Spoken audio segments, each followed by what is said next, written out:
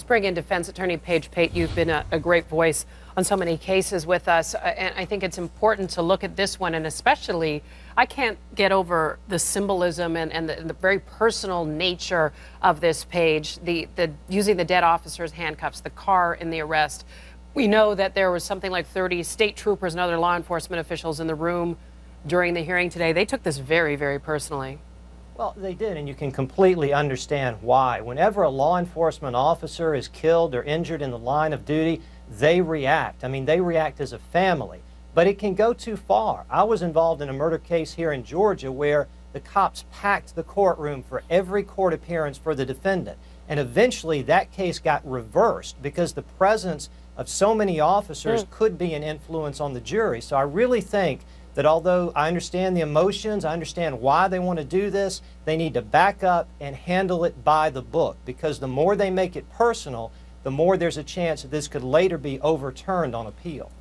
Paige, it's so interesting that you say that, because I don't think I've ever heard something like using the handcuffs that belong to the deceased officer there. Yeah. That seems like such a deliberate move.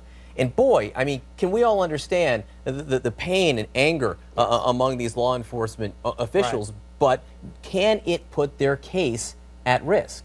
I think so. It's very weird, honestly, for them to have done that. And the more it becomes personal, the more they can make mistakes, and they can let their feelings get in between what the law is and the procedural requirements, especially if it's a death penalty case. I mean, you really have to be careful, because this case will be on appeal for perhaps a decade or more if he's convicted and sentenced to death.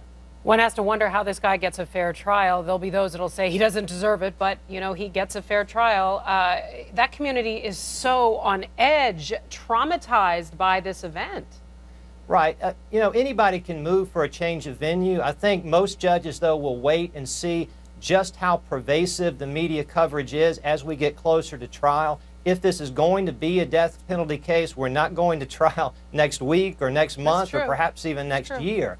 So usually you'll let people come into the jury, you'll question them about their exposure to the case, and just because they've heard about it doesn't mean they're disqualified. They have to have already formed an opinion about the case. So I think we'll see when we get closer to trial. Well, I feel there'll be a lot of opinions. There have been. It's been a very difficult time for that community, and I'm glad to know that they can sleep well, and the kids can go out trick-or-treating without fear and danger. Thanks so much, Paige.